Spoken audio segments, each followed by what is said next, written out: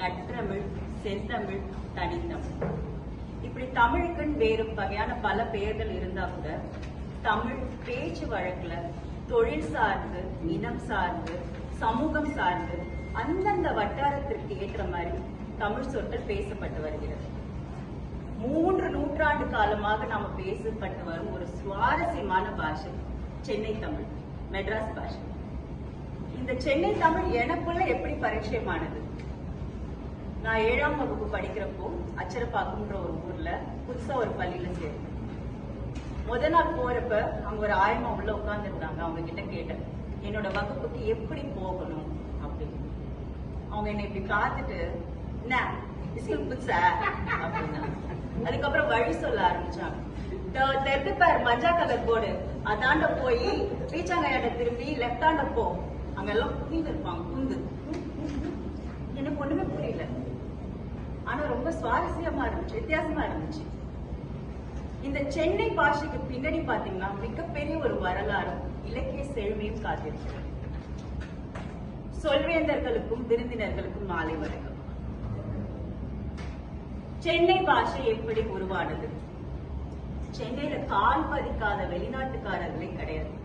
Dutch, Portugal, அரேபியர்கள், சீனர்கள் இப்படி சொல்லிக்கிட்டே போகலாம்.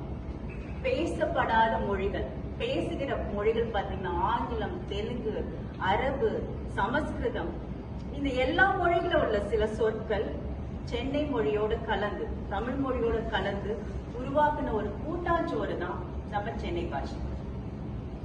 இந்த சென்னை பாஷை பாத்தீங்கன்னா மிகப்பெரிய சொற்றொடரா இருக்கும். அதை நசுக்கி பிசுக்கி அதை ஒரே ஒத்த சொல்ல மாட்டுவாங்க, அழகாக இருக்கும். அவனை இங்கே அழைத்து கொண்டு வா, இட்டாந்து அவனை இழுத்து கொண்டு வா, இஸ்துக்கு வா, என்னையே ஏமாற்றுகிறாயா, இந்த டபாய்க்கிறியா, எதுக்கு முன்னாடி உட்கார வச்சுன்னு தெரியும். சரியான ஏமாற்றுக்காரனே, துபாக்குரு.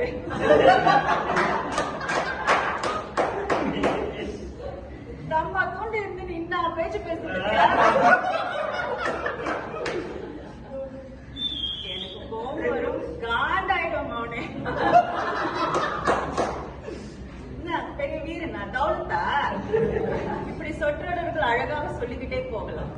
சென்னை பாஷையில பாத்தீங்கன்னா அதிகமான ஆங்கிலத்தோட பங்களிப்பு இருக்கு. அந்த காலத்துல ஆங்கிலேயர்களிடம் நாம் கூலி வேலை பார்த்தோம். அப்பெல்லாம் என்ன பண்ணாங்கன்னா, எஜமானியர்கள் வந்து அவங்க வீட்டு பெண்களை மேடம் மேடம்னு கூப்பிட்டு இருந்தாங்க. அந்த மேடம்ன்றது சுருங்கி மேம் ஆச்சு. அதை பார்த்துட்டு வந்து நம்ம ஆளுக்கெல்லாம் நம்ம வீட்டு மனைவிகளை அந்த மேன்ற விகுதியை மட்டும் எடுத்துக்கிட்டாங்க. இன்னாம வாம குந்தும போம அப்படின்னு சொல்ல ஆரம்பிச்சாங்க. அதே மாதிரி வந்த வார்த்தை தான் அந்த ஆண்ட இந்த ஆண்ட, அந்த எண்டுல இருந்து இந்த எண்டு வரை இப்படி பல வார்த்தைகள் உருவாக்கப்பட்டது. நான் இப்படிதான் ஒரு தடவை இருசக்கர வாகனத்துல போய்கிட்டு இருந்தேன். அப்ப அங்க ஒரே கூட்ட நெரிசல், யாரும் பயங்கரமா இருந்துச்சு. நிறுத்திட்டேன். பின்னாடி ஒரு ஆட்டோக்கார் வந்து சொன்னான், ஏமா லெப்ட் ஓடிமா அப்படின்னாரு. எனக்கு லெப்ட் ஓடிக்கணுமா எனக்கு தெரியல. அப்புறமா சொன்னாரு, லெப்ட வாங்கி போ அப்படின்னாரு. அப்புறம் லெப்ட வாங்கி போய் அங்க இடிச்சு அது ஒரு சம்பவம் ஆயிடுச்சு. இந்த மாதிரி பாத்தீங்கன்னா சினிமால பாத்தீங்கன்னா ஒரு வார்த்தை நிறைய பேர் வந்து பயன்படுத்தி இருக்கிறாங்க. ரஜினிகாந்த் அவர்கள் கூட பயன்படுத்திருக்காரு. கூட சம்மு பேஜாராக்கி இருப்பா அப்படின்னா, இந்த பேஜார் அப்படின்ற வார்த்தை எப்படி வந்துச்சுன்னா, அப்பெல்லாம் ஆங்கிலேயர்கள் வந்து கப்பல்ல இருந்து இறங்கின உடனே கை ரிக்ஷாக்காரங்க ஓடிட்டு என்னோட வண்டியில கொஞ்சம் வாங்க அப்படின்னு கூப்பிடுவாங்க. அப்போ வந்து ஆங்கிலேயர்கள் அவர்களை தவிர்ப்பதற்காக டோன்ட் பேஜர் மீ, என்னை எரிச்சல் ஊட்டாத அப்படின்னு சொன்னாங்க. இந்த பேஜர் தான் பின்னாலே பேஜார் ஆகி பின்னாடி பேஜாராக்கி இதாயிடுச்சு. எல்லாருமே இப்ப வந்து பயன்படுத்துற வார்த்தையா இது மாறிடுச்சு. சென்னை பாஷையில பாத்தீங்கன்னா ஆங்கிலத்தோட ஆதிக்கம் மட்டும் கிடையாது, நிறைய இலக்கிய சொற்கள் கூட இருக்கு.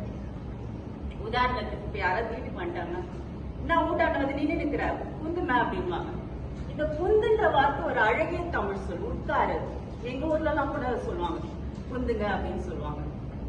இது மட்டும் இல்ல, அரபு வார்த்தையிலிருந்து உருது வார்த்தையிலிருந்து எடுக்கப்பட்ட சொற்கள். பே ஈமான், நாணயம் இல்லாதவர் அப்படின்றதா இருக்கும். அது பின்னாடி என்ன ஆச்சுன்னா பேமானி அப்படின்னு ஆயிப்போச்சு. அது ஒரு கெட்ட வார்த்தை கூட திரிக்கப்பட்டுள்ளது. தெலுங்குல இருந்து எடுத்த வார்த்தை நைனா, துட்டு, இதெல்லாம் பாத்தீங்கன்னா தெலுங்குல இருந்து எடுத்துருக்காங்க. ஒரு வார்த்தை இருக்கு, அது என்ன நீங்க கண்டுபிடிக்க முடியுதான்னு பார்ப்போம்.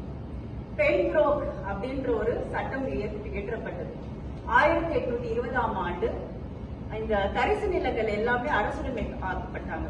அப்ப வந்து பென்புரோக் சட்டத்தை கொண்டு வந்தாங்க. அந்த பென்புரோக் சட்டத்தினால நிறைய இப்ப மேய்ச்சல் காடு இந்த மாதிரி பகுதியில அரசுரிமை ஆக்கப்பட்டது. அதுதான் பின்னாடி என்ன ஆச்சுன்னா புறம்போக்கு அப்படின்னு ஆச்சு. இந்த புறம்போக்குன்றது வந்து ஆள் இல்லாத நிலங்களை மட்டும் குறிக்கவில்லை. அச்சாபடத்திற்கு ஆள் இல்ல அப்படின்ற மாதிரி ஆளையும் குறிக்க இந்த சொல்லி பயன்படுத்தினார்கள். சினிமாக்கள்ல பாத்தீங்கன்னா இந்த சென்னை பாஷையை பிரபலப்படுத்தியது நிறைய பேர் இருக்காங்க. என்.எஸ். கிருஷ்ணன்ல இருந்து ஆரம்பிச்சு சந்திரபாபு, ஜனகராஜ், லூஸ் மோகன், இது ஆழ்வார்பேட்டை கமல்ஹாசன், ஆட்சி மனோரமான்னு இப்படி சொல்லிக்கொண்டே போகலாம்.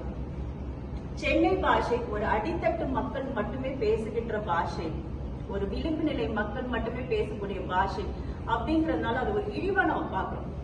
எந்த மொழியில தான் கெட்ட வார்த்தை சொல்லுங்க பார்ப்போம். இதெல்லாம் கொஞ்சம் அகற்றி வச்சுட்டு பார்த்தோம்னா அதோட அழகை நாம் உணர முடியும். மொத்தத்துல சென்னை பாஷையை பொறுத்தவரைக்கும் எப்படின்னா இந்த வரலாற்றுகள் எல்லாம் சுமந்து வரும் எங்க மதிப்பீட்டாளர் மகேஷ் ஐயாவோட மனசு மாதிரி.